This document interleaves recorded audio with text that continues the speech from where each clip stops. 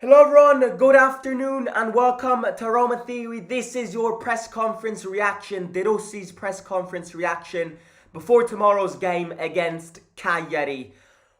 I can't wait because, first of all, when Roma's playing, my heart explodes and it's always great.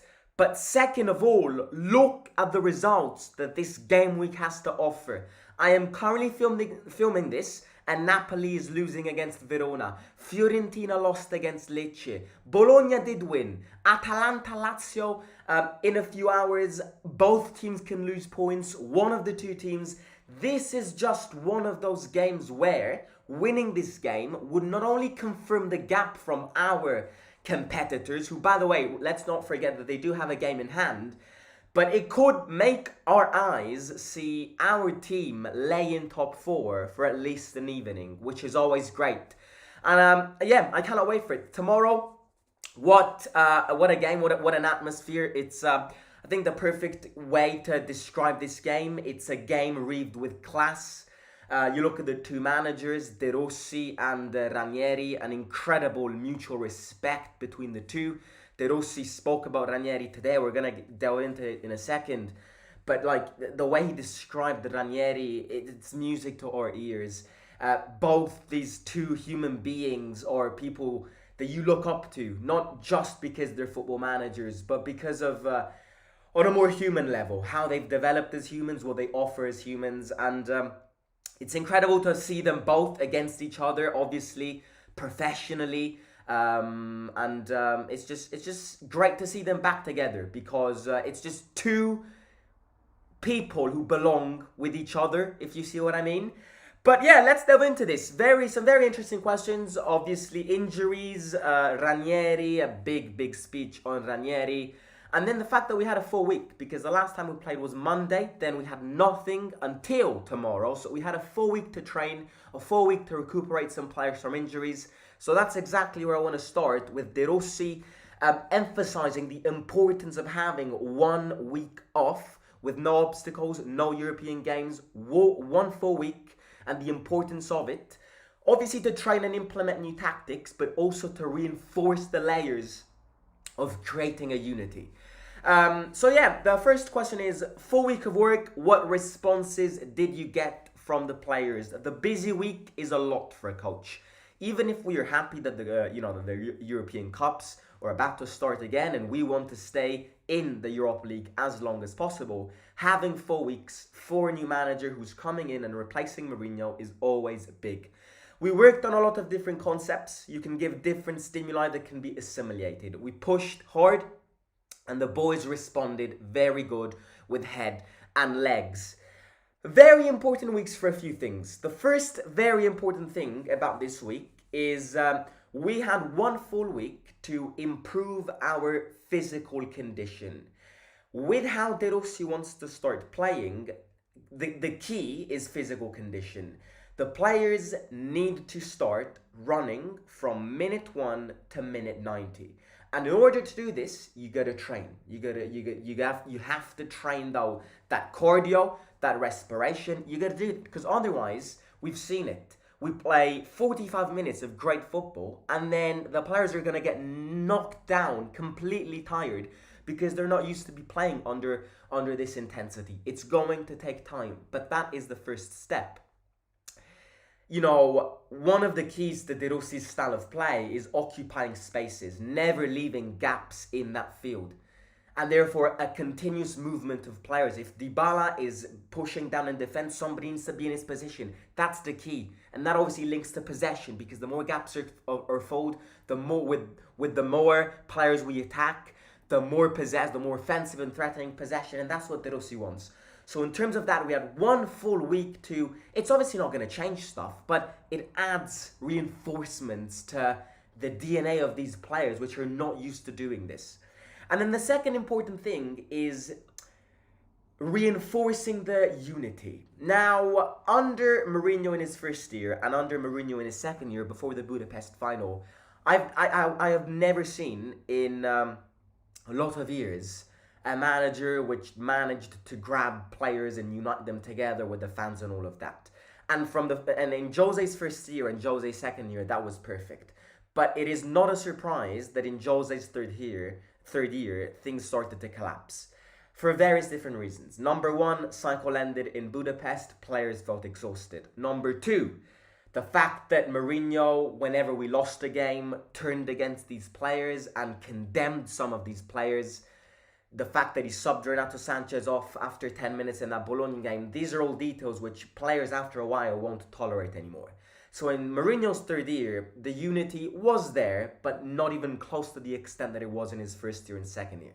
So we needed a manager to bring the unity back, which had been lost in Jose's last few weeks, with falling out arguments and all of that.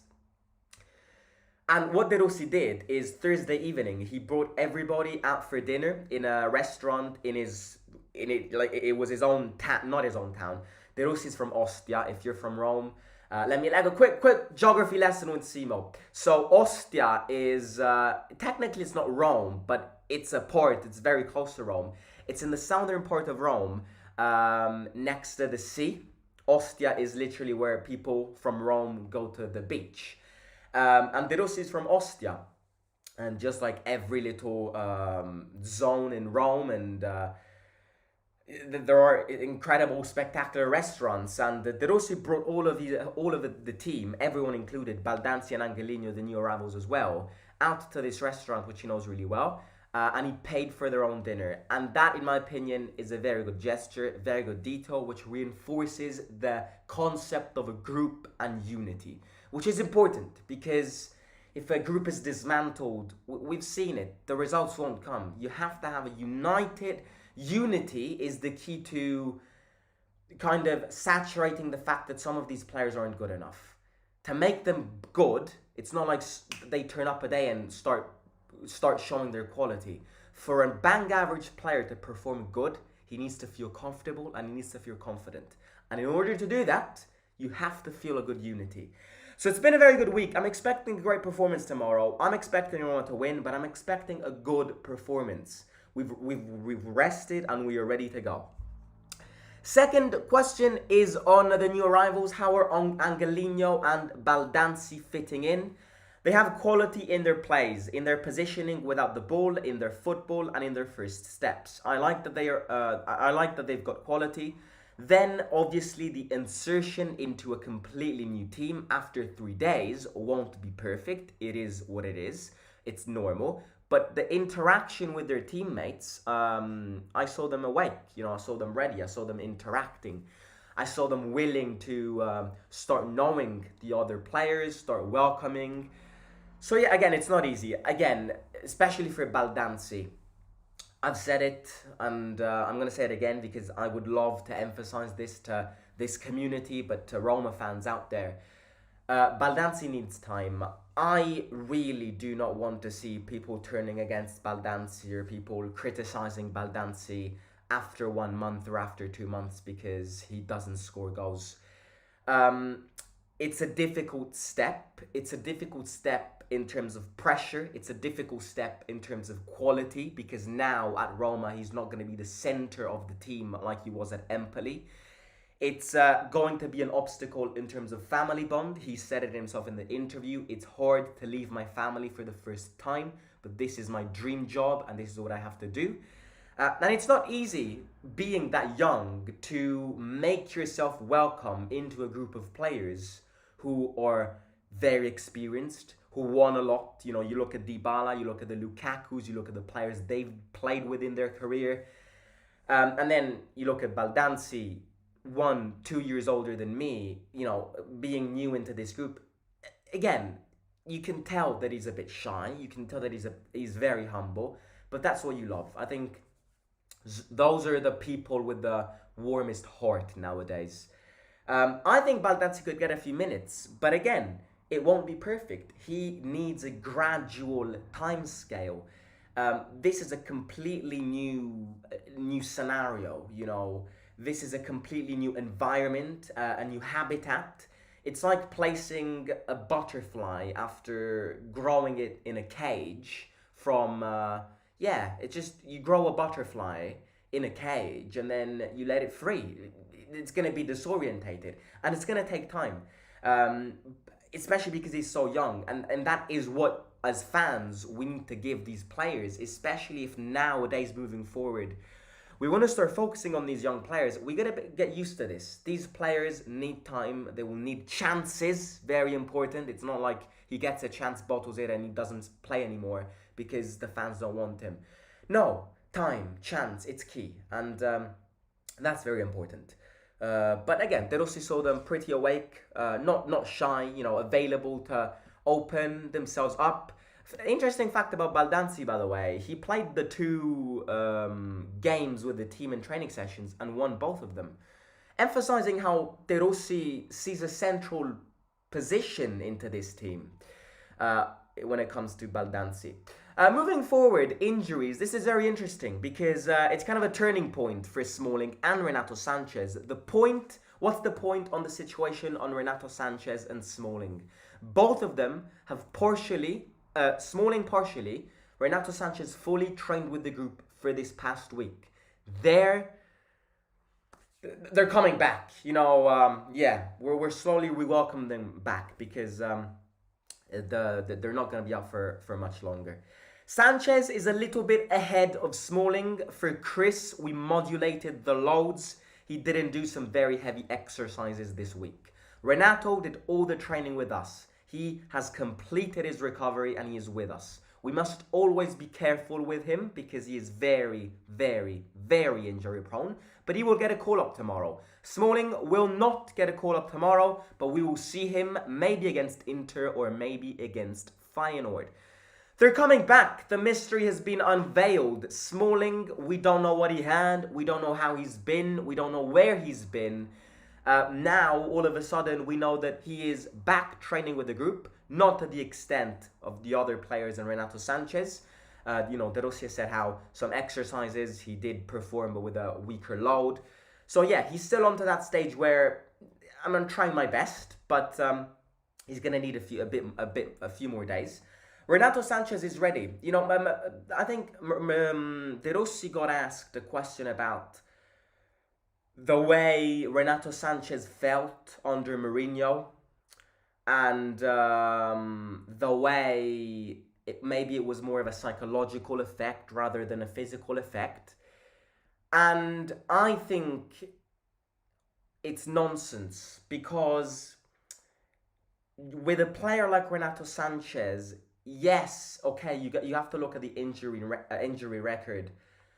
But he himself also needs to detach from always thinking and constantly thinking about the injuries in the past and move forward with a fresh start.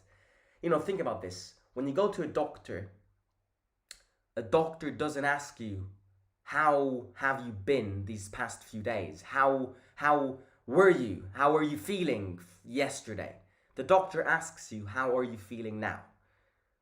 Because if you're there at the doctor, it means that you've managed to get through your injuries and your fitness problems in the past. So, in terms of Renato Sanchez, stop getting lost in this myriad of injuries and this constant fear of getting injured again. It's been a few weeks now that he's been training by himself and hopefully reinforced those muscles. It's time to start from fresh. Again, it's a fitness problem. We'll see him have more injuries. But I do also think that it is a psychological problem. Just like Dybala, yes, these players are scared to get injured, but they need to play relaxed. If an injury comes, the injury comes. But I would rather see Dybala and Renato Sanchez play incredible games without having the fear of getting injured and then being out for a week than having Dybala limiting his performances because he's scared to shoot from outside the box. I'm being honest. I would rather have the Dybala of last year playing without a fear of getting injured and maybe getting injured quite often, but the games he plays, he changes the games, than having Dybala who maybe doesn't play as well because he's scared to get injured, but maybe guarantees you a bit more games. Because these are players which give the difference, and without them, we just don't play as good. And yes, Smalling will be back soon. Maybe next week against Inter, or maybe against Feyenoord in the Europa League next Thursday. Not this Thursday, next Thursday. So very, very interesting. Europa League is starting back again. I cannot wait to hopefully do a 3-for-3 against those Dutch rats. But yeah, and then the last question, the last quote is the most beautiful one. It's about, the bond, finding Ranieri again. And I think it's incredible because you can really see the respect that these two humans have for each other. The respect of a player towards a manager who has made him the player he is now, and a manager who has trained De Rossi and be part of De Rossi's life very, very often. The respect for Ranieri is, if you're a Roma fan, Ranieri is your legend. Ranieri is somebody who has always put Roma in front of everything, has never declined a call from Roma in a state of emergency. We've seen it the last time when Di Francesco got sacked. And in fact, let me tell you one thing. If Ranieri hadn't been training a Serie A team when Mourinho got sacked, I am 1000% convinced that the Fredkins would have gotten Ranieri to replace Mourinho until the end of the season. A man who has shown the world with what he's done with Leicester that, first of all, you don't need money, you don't need world-class players, you need willingness, you need perseverance, you need that fighting spirit. A man himself who was shown an eternal class towards the job that he's taken and the job that has been his job for the past few years. A respect for his opponents, a respect for the players, a very humble lad, very simple, very, very, very, very simple guy, who's never really compared himself with other great managers, because he knows that he isn't one of the greatest managers, but even without being one of the greatest managers out there, has completed one of the most impossible things in the history of this game. Very humble guy. And again, I've said this yesterday, I wish Cagliari all the best. I wish Cagliari all the best because of Ranieri. Because if you're a Roma fan, you love him and you respect him. And I can't wait to applaud him tomorrow at the stadium. But yeah, this is what De Rossi says. Listen to this. It's really a violin playing music to our ears. A beautiful bond unites me with him. With him, I experienced the two most emotional moments here at Roma of my career. The year in which we came close to the Scudetto, and the year in which we accompanied each other to the door, leaving our favorite team and the city which belongs to us, leaving it apart. And when you spend these emotional moments next to a man like him, it's always a great gain. With his elegance and his Roman manner, his acute intelligence, you always leave enriched when you have a chat with him. I have a sincere affection for him, and I will be even more pleased to see him again and beating him this time after the meeting against him when I was the Spal manager in Cagliari last year. In addition to the respect that I have for him as a coach, the honesty is that I have a true affection for the man he is. Simply De Rossi and Ranieri, an infinite bond which never fails to disappoint. Ranieri, but also with Mourinho. We remember in 2010 when Mourinho won the league with Inter, and we got second, and we were really close in winning the league.